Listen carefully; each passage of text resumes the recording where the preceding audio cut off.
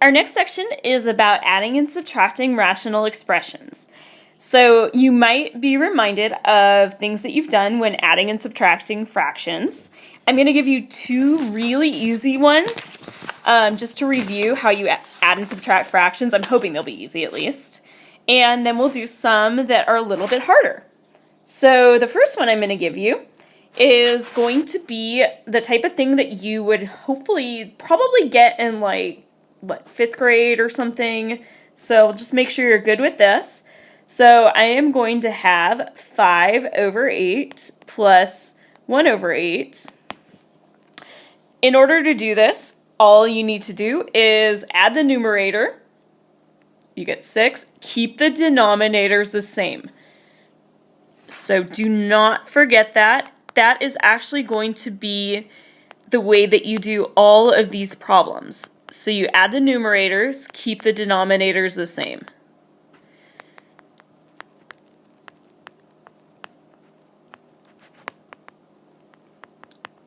So from there, I would actually reduce this to 3 over 4, and that would be my answer. So the one other type of problem that you're going to get is sometimes you will need to get a common denominator. So let's say you have, instead of 5 over 8 plus 1 over 8, you have 5 over 8 plus 1 over 4. So for that one, you would have to get a common denominator, and I would use the denominator of 8. You get 8 by doing both numerator and denominator of this 1/4, multiplying it by 2. That changes your expression to 5 over 8 plus 2 over 8, which gives you a final answer of 7 over 8. So our next problem is a little bit more complicated because I add an x in there. So what we're going to do now, once again, we add the numerators, keep the denominators the same. So the numerators, 12 plus 18, are going to give us 30. Denominators, I get 5x plus 5x is all it's going to be. And from there, I am going to simplify whatever I can. The x doesn't change. 30 over 5 is the same as 6 over 1, so I'm just going to write it as 6 over 1x or 6 over x. And that's all I get for that one. So next type of problem, I'm still going to have a common denominator. The common denominator ones you'll find are a lot easier to deal with. So I have 2x over x plus 2 plus x plus 1 over x plus 2. So once again, I keep the denominator the same. It stays as x plus 2. The numerators get added together. So I have 2x plus x plus 1. From there, you are going to combine your like terms, which are the 2x and the x. The 1 doesn't do anything. It doesn't change. So I get 3x plus 1 over x plus 2. Once again, as with the previous chapter, if you want to do it the wrong way, which I don't recommend because you won't get it right on a test, you would do this, but that's wrong, unfortunately. So please don't do that. So do not do that. Leave it as 3x plus 1 over x plus 2. So the last one that we're going to do that has a common denominator involves subtraction. This one does have one thing that makes it a little bit harder. It's important to remember this. So what you're going to do is you are once again going to keep the denominator the same. I'm going to make that a little darker. Denominator is still 3x.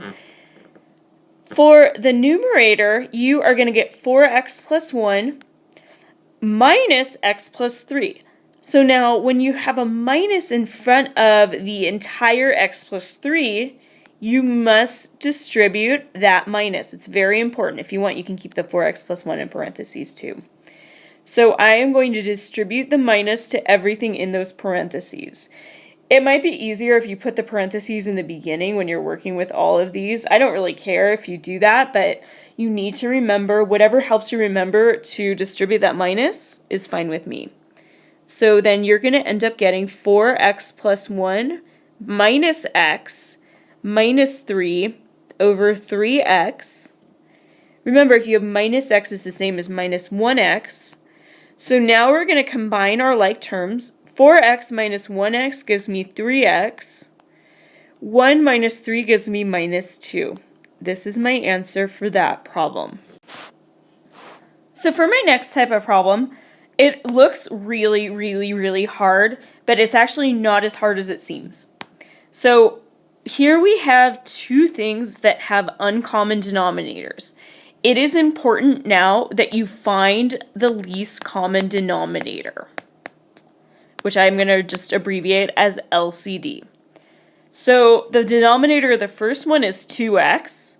The denominator of the second one is x minus 1.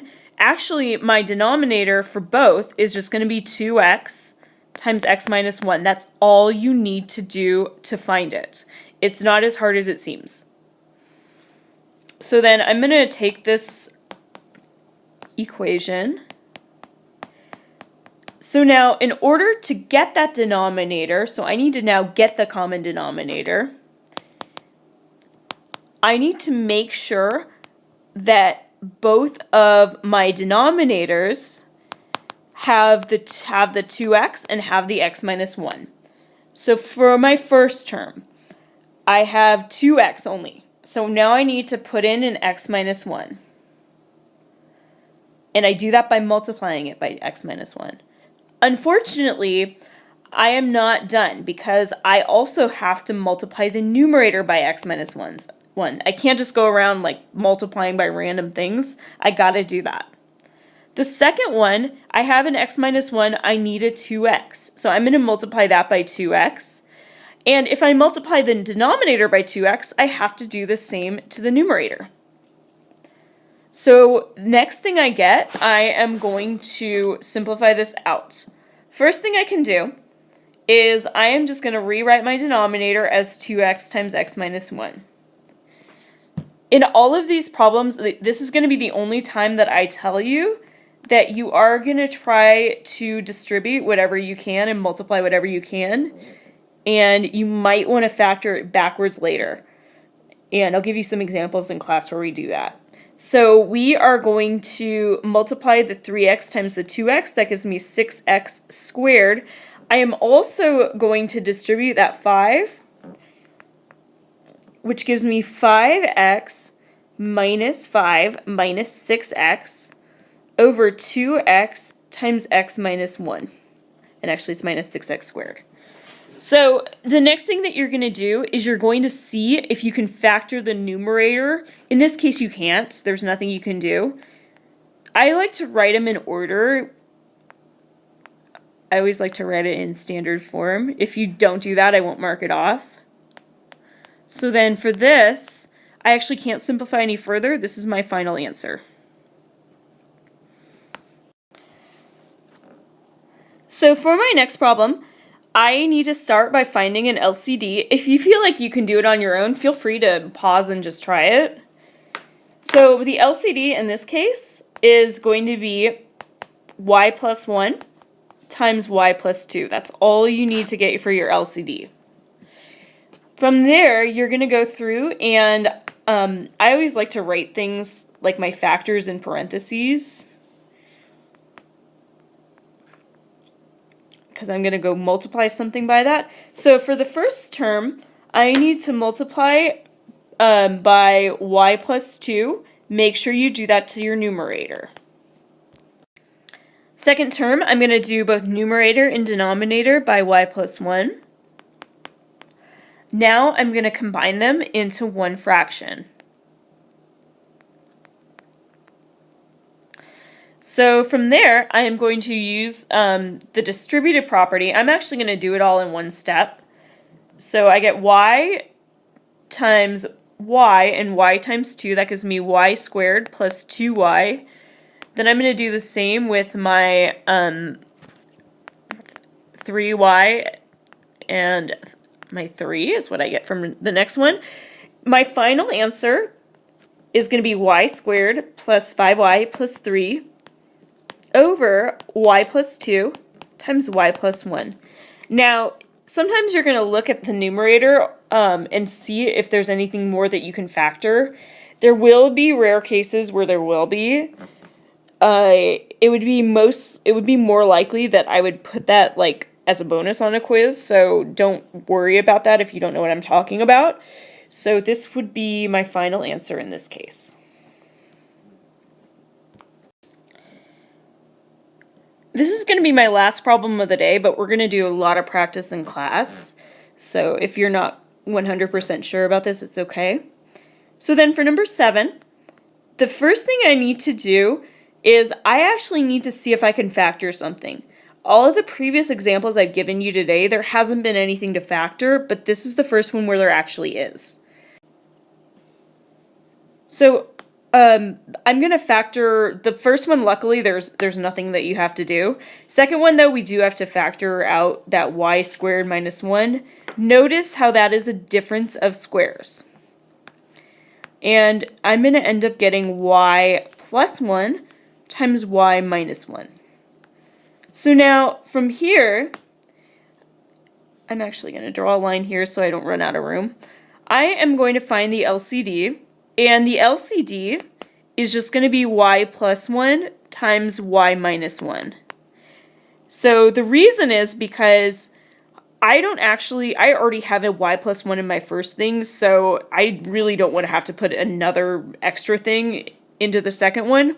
So all I'm going to do is I am going to take this y plus 1. All I need to get that LCD is multiplying it by a y minus 1 and also by the 3. I didn't do anything to the second term. That made this problem a lot easier. It made it a lot less complicated. So now what I'm going to do is I am going to rewrite it as one fraction. I get 3 times y plus 1 plus 2 over y plus 1 times y minus 1. All I need now is to distribute that 3 and then combine things. I get 3y minus 3 plus 2 over y plus 1, y minus 1. My final answer is going to be 3y minus 1 over y plus 1 times y minus 1.